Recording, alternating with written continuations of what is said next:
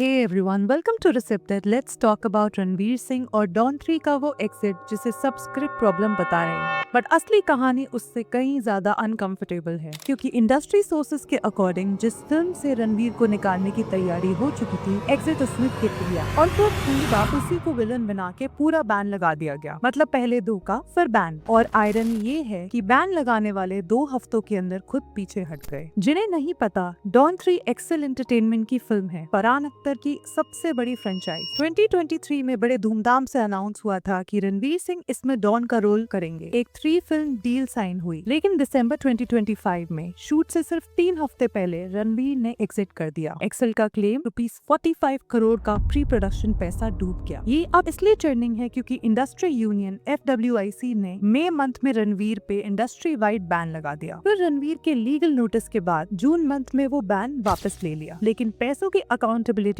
अभी भी पेंडिंग है और सबसे बड़ा सवाल अभी भी अनआंसर्ड है। तो शुरू करते हैं बिल्कुल शुरुआत से। अगस्त 2023 एक्सेल एक ग्रैंड टीजर लॉन्च करती है। रणवीर कुर्सी पे बैठे हुए नया डॉन, सब परफेक्ट लग रहा था। मार्च 2025 में स्क्रिप्ट भेजी जाती है। अगस्त में डिटेल शूटिंग शेड्यूल। नवंबर में रणवीर एक्शन ट्रेनिंग भी कंप्लीट करता है, जिसका एक्सपेंस एक्सेल ने उठाया। यहाँ तक स्क्रीन पर जो टाइमलाइन आप देख रहे हो उसमें सब नॉर्मल दिखता है, बट अब ये इंटरेस्टिंग है क्योंकि यही से चीजें अजीब होने लगी हैं। नवंबर के कुछ रिहर्सल्स कैंसिल होते हैं और फिर आता है 2 दिसंबर 2025, धुरंधर का रिलीज डे। और जैसा हमने अपने पहले धुरंधर वाले वीडियो में बताया था, ये फिल्म एक मॉन्स्टर ब्लॉकबस्टर निकली, कंबाइंड 3000 करोड़ से ज्यादा। रणवीर ओवरनाइट इंडस्ट्री का सबसे बड़ा, सबसे बैंकेबल स्टार बन गया। और एग्जैक्टली उस दिन रणवीर की टीम एक्सेल को बताती है कि दिसंबर के रिहर्सल्स के लिए वो अवेलेबल नहीं है। कोइंसिडेंस? अब खुद सोचो। लेकिन कहानी यहाँ खत्म नहीं होती। अब आता है वो पार्ट जिसने पूरी नैरेटिव पलट दी। बॉलीवुड हंगामा के इंडस्ट्री सोर्सेस का कहना है, और मैं ये क्लियरली बोल रही हूँ, ये अभी अनवेरिफाइड क्लेम है, स्पेकुलेशन है, कि जब रणवीर के पिछले कुछ फिल्म फ्लॉप हो रहे थे, तब एक्सेल एलिजिडली ऋतिक रोशन को डॉन बनाने की पॉसिबिलिटी एक्सप्लोर कर रही थी। और सिर्फ धुरंधर की हिट होने के बाद वो वापस रणवीर के पास आई, उसके मोमेंटम को कैश करने के लिए। और जब रणवीर को ये सब पता चला, तब उसने एग्जिट कर दिया। अब सवाल ये उठता है, अगर ये सच है तो बिट्रे किसने किसको किया? लेकिन यहाँ एक इम्पोर्टेंट डिस्क्लेमर, ऋतिक रोशन ने खुद इस बात को पूरी तरह डिनाई किया है। उनके एग्जैक्ट वर्ड्स थे, I was never approached for Don 3 at any given time. तो ये एंगल अभी भी रूमर्ड है, कंफर्म नहीं। इसके बाद असली ड्रामा अप्रैल 2026 में शुरू होता है। फरहान अख्तर IFTDA में ऑफिशियल कंप्लेंट फाइल करते हैं। मैटर FWICE को रेफर होता है। FWICE रणवीर को 3 नोटिस भेजती है, अप्रैल में 2 और मई में 1। रणवीर की साइड का जवाब एक ईमेल कि FWIC का इस मैटर में कोई ज्यूरिसडिक्शन ही नहीं है। और फिर आता है 25 मई का वो मोमेंट। FWICE प्रेस कॉन्फ्रेंस करके बैन अनाउंस करती है। FWICE chief advisor Ashok Pandit का statement, we have decided to send a message that a superstar is not bigger than the law. एक मैसेज जाना चाहिए इंडस्ट्री को कि यदि कोई सुपरस्टार है तो किसी नियम से बड़ा नहीं है।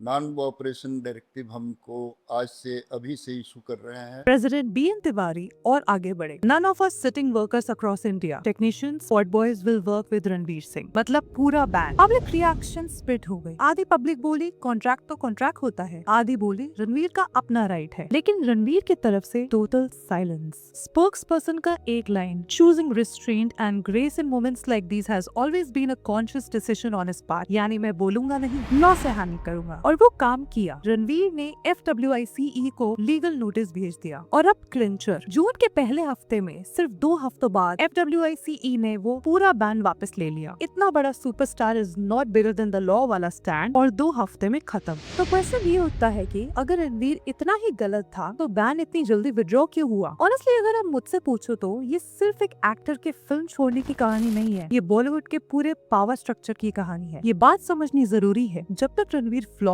थे वो एलिजिडली रिप्लेसेबल थे, और जैसे ही ब्लॉकबस्टर दिया सब वापस उसी के पास। तो कहीं ना कहीं ये प्रूफ होता है कि इस इंडस्ट्री में लॉयल्टी नंबर पे चलती है, रिश्तों पे नहीं। और जैसा हमने अपने पहले की वीडियो में भी कहा है, बॉलीवुड में लॉयल्टी बहुत रेयर है। और आयरनी ये है कि रणवीर ने यहाँ वो किया जो बहुत कम स्टार्स करते हैं। फिंटा प्रेसिडेंट पूनम ढिल्लों ने खुद बताया, रणवीर ने रिपोर्टेडली 10 करोड़ कॉम्पनसेशन ऑफर किया और साइनिंग अमाउंट वापस कर दिया। उनके word, many don't even do that. ये फिगर अभी एक्सेल ने कंफर्म नहीं किया तो इसे भी हम क्लेम की तरह लेंगे, बट अगर सच है तो सोचने वाली बात है। अब दूसरी साइड भी सुनो, क्योंकि हम एक ही साइड नहीं दिखाते। एक्सेल का क्लेम जनरली स्ट्रॉन्ग है, 45 करोड़ का खर्चा, 200 से ज्यादा वर्कर्स का ट्रैवल बुकिंग, सब बिग 4 ऑडिटेड। उनका पॉइंट, स्क्रिप्ट मार्च 2025 से शेयर्ड थी, ट्रेनिंग हो चुकी थी, तो स्क्रिप्ट प्रॉब्लम नया बहाना लगता है। और ये फेयर पॉइंट है, 3 हफ्ते पहले निकलना छोटी बात नहीं। लेकिन अब आप ही बताओ, दिसंबर 2 को धुरंधर रिलीज और उसी दिन रणवीर का अनअवेलेबल होना, ये टाइमिंग थोड़ी ज्यादा ही कन्वीनियंट नहीं लगती? ये वही पैटर्न है जो हम बार बार देखते हैं। पोस्ट ओटीटी एरा में पावर अप स्टार्स की तरफ शिफ्ट हो चुका है और प्रोड्यूसर स्ट्रगल कर रहे हैं कंट्रोल रखने में। तो पॉइंट ये है, इस कहानी में कोई क्लीन हीरो नहीं है। एक तरफ एक प्रोड्यूसर है जिसने शायद बैकअप ऑप्शंस खोजे, दूसरी तरफ एक स्टार है जिसने शायद अपनी न्यू फाउंड पावर का परफेक्ट टाइमिंग पे इस्तेमाल किया, और बीच में FWICE जिसने 4 लाख वर्कर्स के नाम पे बैन लगा के 2 हफ्तों में ही फोल्ड कर दिया। कमेंट्स में लोग इस पूरे मैटर को लेके 2 क्लियर कैंप्स में डिवाइडेड हैं। कुछ लोग कह रहे हैं धुरंधर ने प्रूव कर दिया रणवीर का कैलिबर, अब उसे डॉन में वेस्ट करने का क्या मतलब था। दूसरे बोल रहे हैं कॉम्पनसेशन दिया है,